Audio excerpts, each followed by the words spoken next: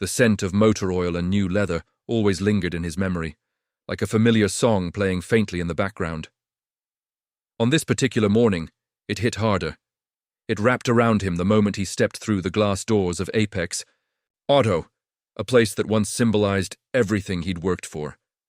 To the world, Alexander was the 40-year-old mastermind behind one of the most respected dealerships in the region. He was the man who built this empire from the ground up, starting with one used car lot and a vision most people laughed at. Numbers didn't scare him. Neither did risk. Over 2 decades, he'd learned how to dominate markets, negotiate deals, and make his brand stand out in a sea of competitors. But the one thing he hadn't prepared for was the silence in his own soul. The subtle, creeping feeling that something vital had slipped through the cracks while he chased milestones and margins. He didn't come here today for a transaction. He came to remember. Alexander wasn't wearing his usual tailored suit or expensive watch. Instead, he wore worn jeans, scuffed boots, and a faded hoodie. He didn't want to be the boss. Not today. He wanted to disappear into the crowd of customers and employees, walk these floors without being recognized, and look at his business, not through the spreadsheets or the tinted glass of his office, but through the eyes of a stranger. He needed to see what he'd built, and more importantly, what it had become. Jasper, a young salesman no older than 25, approached him with a laid-back smile and no hint of pretense. "Looking for a truck today, sir?" he asked, casual and warm. "Yeah," Alexander replied, keeping his tone grounded. "Something reliable, built to last."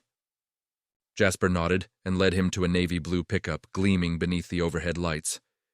"She's got endurance, solid warranty, and clean history. You won't regret it." As the two talked, Alexander paid attention, not just to the truck, but to the people. Some employees were locked in deep conversation with customers, others laughing near the coffee bar. There was a rhythm here, a pulse, something genuine. He felt it in the way Jasper didn't push for the sale, in how he explained the specs with care instead of flash. This wasn't just a dealership, it was a place where real lives unfolded. Alexander felt a strange warmth tug at him. It was pride. Yes, but also something he hadn't felt in a long time. Connection. He realized that somewhere along the road to success, he'd stopped seeing people. He'd started seeing performance metrics, ad conversions, sales targets, the human stories. Behind the wheel, the parents, the workers, the dreamers. They had all blurred into the background noise of his growing empire. But today, things felt different. There was no office door between him and the people, no calendar reminder to move on. Just a man, a truck, and a conversation that was about to change everything. Then, just as Jasper began walking him through the financing options, a voice from behind cut through the air, uncertain, quiet, but unmistakably urgent. "Excuse me, sir." And that was when everything stopped.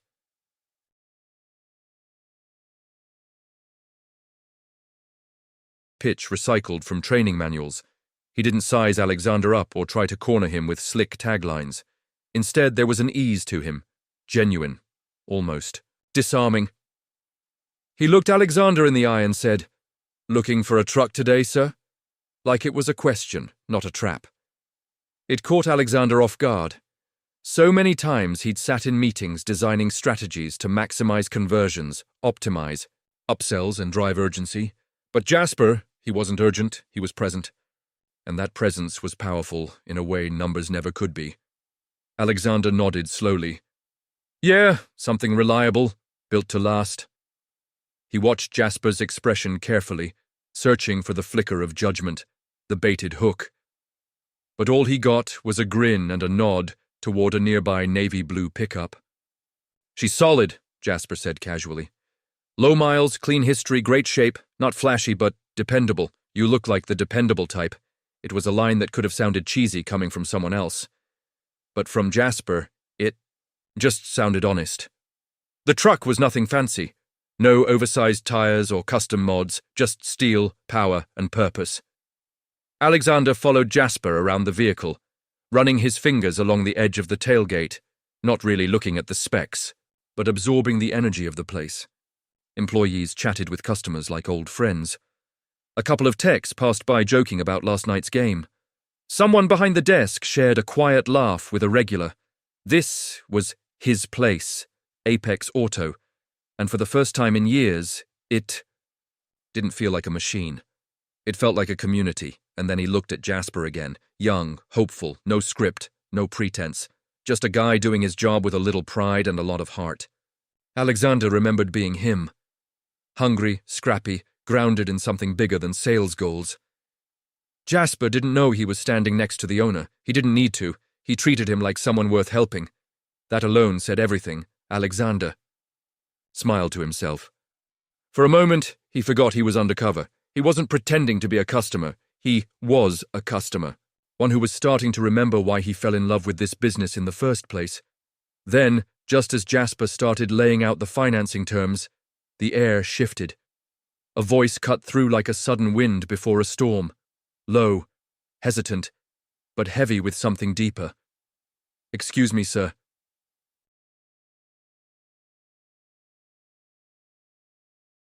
Possible to ignore. Alexander turned toward the voice, and the sight of the man before him pulled him straight out of the moment. He was maybe 45, but his body told another story. Weathered, work-worn, carved by years of labor that didn't pay enough to fix what it broke. His flannel shirt was faded at the shoulders, a little frayed at the seams. His jeans, thick with dust, and his boots, scuffed, sun-cracked, barely holding together. In his hand, he clutched a small envelope, bent and folded too many times to count. The kind of thing a man carries not because of what's inside, but because it's all he's got. Next to him stood a young man, probably early 20s, tall, shoulders back, pride written in every inch of his stance. But his eyes gave him away. There was worry there, the kind that came from watching your father hold everything together with hope and duct tape. "Sorry to interrupt," the man said, voice low and rough. "I heard you talking about trucks, and I was wondering if you might be trading yours in." Alexander blinked. The showroom, the chrome, the deals, all of it faded behind those words. "I was planning to," he replied slowly. "Why do you ask?" The man exhaled, rubbing the back of his neck as his eyes flicked toward the boy beside him. "Name's Elijah. This is my son, Lucas. He just got into college, a couple towns over. First one in the family to make it that far. I do construction, but my truck gave out last week. We've been trying to save for something used, but..." He looked down at the envelope, like it was all the dignity he had left.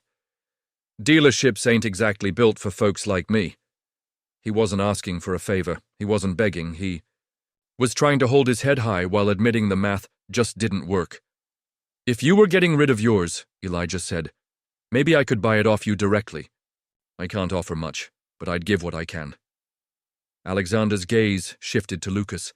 The kid stood proud, yes, but the worry in his eyes echoed something Alexander hadn't felt in years: responsibility, pressure.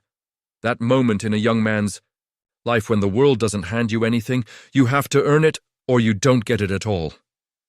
It hit Alexander like a slow punch to the chest.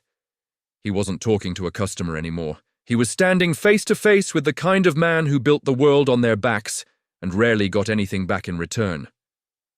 This wasn't about a truck anymore. This was about dignity, a father trying to give his son a future without handing him a burden, and a son quietly praying his father didn't have to ask. And for the first time in a long time, Alexander didn't feel like the man who had it all. He felt like the man who might finally do something that mattered.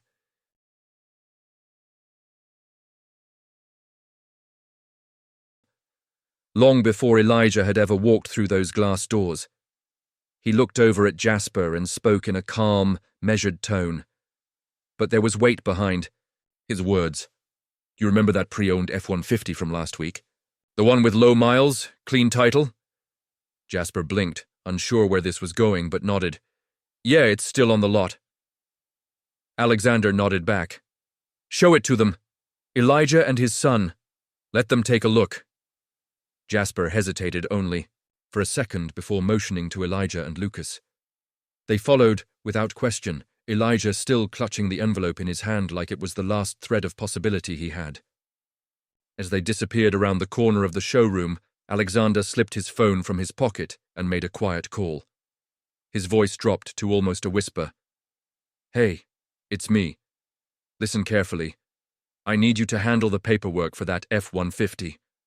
No down payment, no monthly bill, no credit check. Just make sure that man leaves here today with keys in his hand and hope in his chest. He's not paying a dime. You understand me?" There was a brief pause on the line, then a quiet, "Yes, sir." Alexander hung up, tucked the phone away, and stood in silence. He didn't need applause, didn't want a camera crew or a headline. He just wanted to do the right thing, quietly, meaningfully. A few minutes later, Jasper returned. His usual energy was muted, and his voice carried something raw and real. "Elijah, he's in tears," he said, eyes wide. "He said he's never owned a vehicle that wasn't falling apart." Alexander looked through the windows at the lot outside. Elijah stood by the truck, one hand on the hood like he wasn't sure it was really his. Lucas stood beside him, jaw slightly open, staring at the moment that had just changed everything. Alexander reached up and slowly removed his hoodie's hood, then his cap. He turned to Jasper and said simply, "There's something I need to tell you." Jasper tilted his head. "Yeah? I own this place." Jasper blinked. "Wait, you're Alexander?" "The Alexander!" Alexander let out a soft laugh, almost embarrassed. "Yeah, and today I just needed to be a customer. There was no ceremony, no grand reveal, just two men standing in a moment that felt heavier than steel, and more honest than any deal ever signed." "I got lost," Alexander admitted. "Somewhere along the way I stopped seeing the people, but maybe today I'm finding my way back." Jasper didn't say much. He just nodded, the kind of nod that says everything words can't. Outside, the sun hit the truck just right, lighting it up like something sacred. And just like that, Alexander realized he hadn't just given away a truck. He'd reclaimed a part of himself.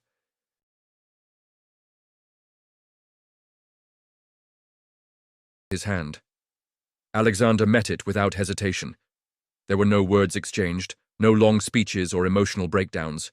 Just a grip, firm, real, and the kind of nod that only men who've walked through fire can understand. A shared breath between strangers who had suddenly become something else entirely. Beside them, Lucas stood silently, one hand resting on the hood of the F-150, like he was afraid to touch it too hard, afraid it might vanish. But his eyes said everything. Not just gratitude, but belief. Belief that maybe people still cared, that maybe kindness wasn't extinct, that maybe the world, with all its broken edges, still had places where something good could happen. Alexander took a step back and just looked at them. Father and son standing side by side in a way that made him ache with something he hadn't felt in years. It wasn't nostalgia, it was clarity. He had built this dealership with ambition, with drive, with a fire in his chest to create something lasting. But over the years, growth had become the goal. More inventory, more revenue, more expansion, more of everything, except connection. In that moment, he realized it. This place, this business, it was never supposed to be about moving metal. It was supposed to move people, to give them a way forward, to be more than just a showroom, to be a bridge between dreams and the road to get there. He watched as Jasper handed Elijah the keys. No contract, no receipt, just a gesture. A quiet act of rebellion against a world that usually says no to people like Elijah. And Alexander thought to himself, sometimes the biggest change doesn't come from grand gestures or massive campaigns. Sometimes it starts with a quiet yes. One truck didn't change the world, but it changed a boy's future. It reminded a tired father that someone still saw him, and it brought a CEO back to the beginning, to the version of himself who believed businesses could be built on empathy, not just efficiency. It proved something else, too, that behind every label, boss, buyer, builder, we are all just people trying to be seen, trying to be heard, trying to make it through the day with our dignity intact. And as Elijah and Lucas climbed into that truck and started the engine, Alexander stood frozen, not in hesitation, but in peace. The kind of peace that only comes when you've done something that truly matters. But what Alexander doesn't know is that someone else saw what he did. A young woman across the street, a phone in her hand, filming everything, a post already being drafted. A caption that reads, "Not all heroes wear suits, some wear hoodies and buy trucks for strangers." That moment, it's about to go further than this lot, and it's about to change everything. This story isn't over. Like if you believe small acts change lives. Comment if you'd do the same. Subscribe to see what happens when the story reaches the boardroom or the streets. This journey's not over. It's just getting started. Stay tuned for part 2, coming soon.